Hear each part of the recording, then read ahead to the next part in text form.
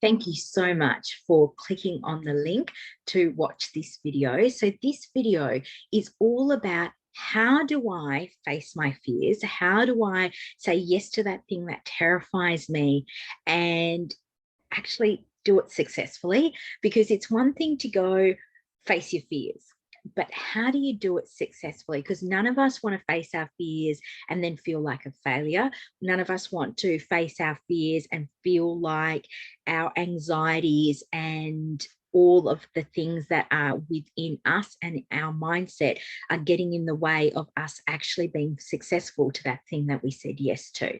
So for some of us, it might be saying yes to trialing a new clinical approach or a activity in therapy. For some of us, it might be saying yes to doing a presentation and doing some public speaking, or it might be saying yes to taking on a different position.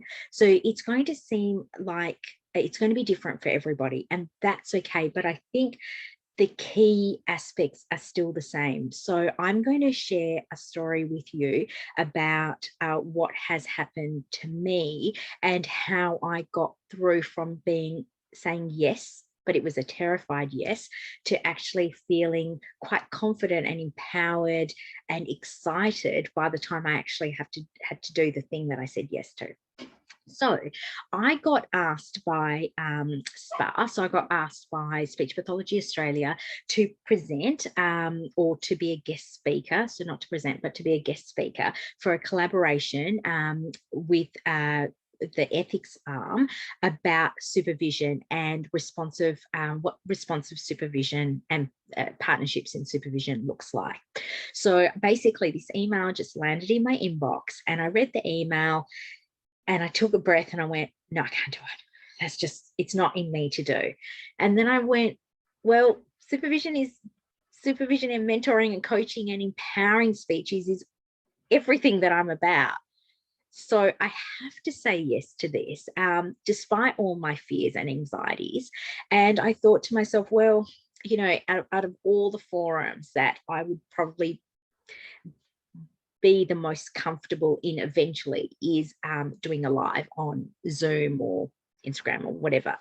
So you may not know this about me, but I do not enjoy public speaking and I do not enjoy being front and center. That doesn't fill me with joy. It fills me with terror.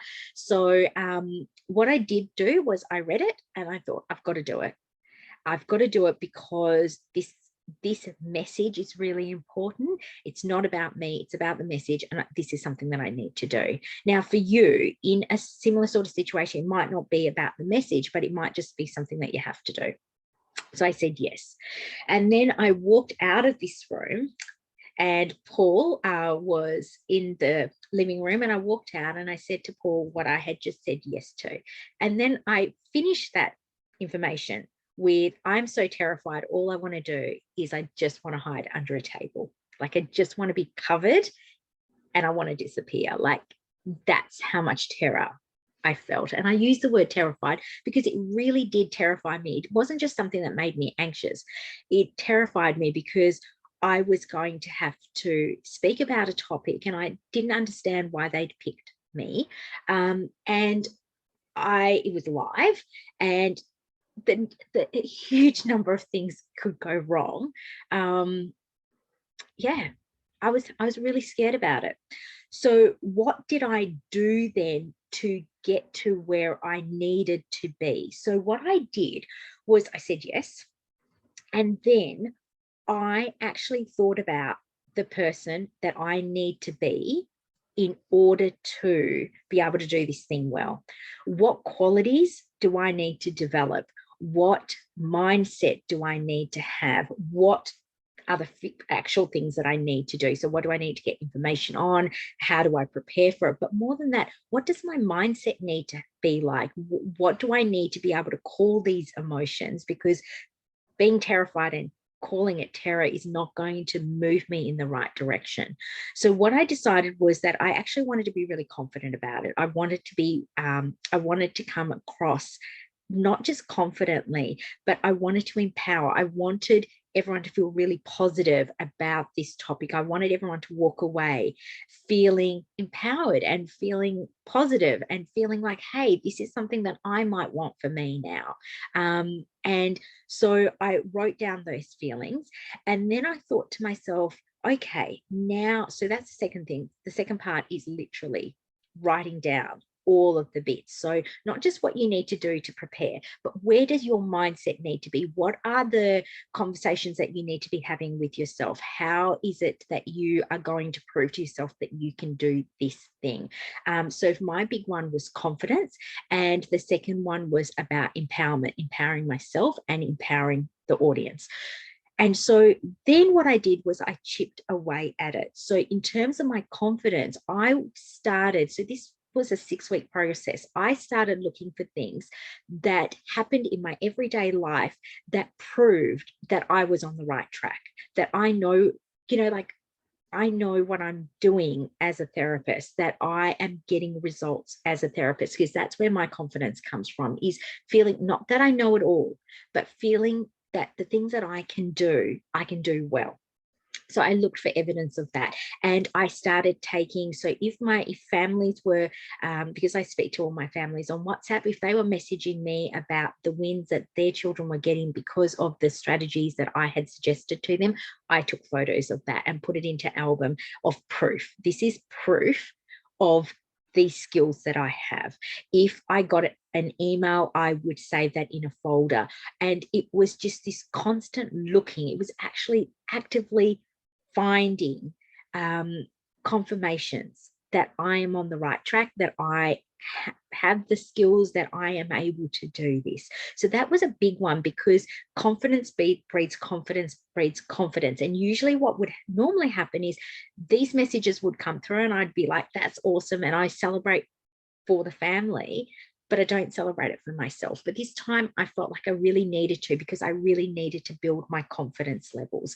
And then what I did was I really thought about the mentoring sessions that I have in the weeks ahead, and also the therapy sessions. And I really worked on focusing on empowering, because if I'm looking at empowering the audience that was listening to this webinar or watching this webinar, I wanted to practice empowering.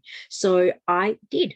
And I really focused all my sessions on empowerment and what that looked like. And in my conversations, in my DMs on Instagram, they were all about empowerment. So that over the 6 weeks, not only did I speak to Kelly at SPA about exactly how this webinar was going to go, not only did I do the technical meeting a week before, not only did I write all the notes that I needed for it, but I actually worked on my mindset. And that's how I worked on my mindset. And then I did the thing. I did it. And when I got to the day that I needed to jump on the webinar, I wasn't feeling terrified. I had moved from terror to nervousness, and nervousness to excitement. And I was really excited about it. I was excited about the fact that I could talk about this topic that I'm deeply passionate about. I was also really excited to have this behind me, to have done it really well, and then have it behind me and not have to think about it anymore. I was really excited about that as well. So those were my steps in moving from saying yes and feeling the fear, but also being able to successfully implement or successfully do the thing that I had said yes to. So I'm just going to recap that. So the first one is say yes. You got to say yes. The second thing you have to do is work mostly on your mindset, and you've got to figure out who you want to be, where you want your mind to be. And when I say who you want to be, it's not about being a different version of you to fit in. It's like being a better version of yourself to really grow. That's all I was doing.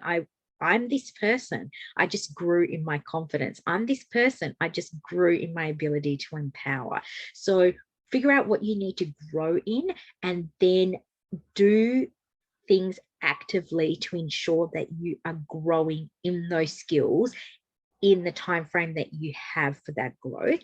And then the third thing is to just get yourself, so really monitor where you're at and make sure, just like any goal, you're chipping away at it. So chip away at it so that you have achieved those feelings that you need to feel, the mindset that you need to have in order to be successful on the day.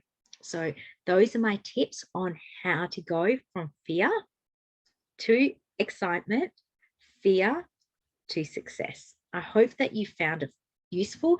If you have, and you practice this and you implement and you do something that has been fearful for you, but then you're able to do it with confidence and you're able to be really, do it with success, or feel really successful after doing it, please let me know. Send me a DM, send me an email, let me know. And if you think that other people would benefit from this information, get them to jump onto my mailing list so that they can get this video too. Have an amazing day.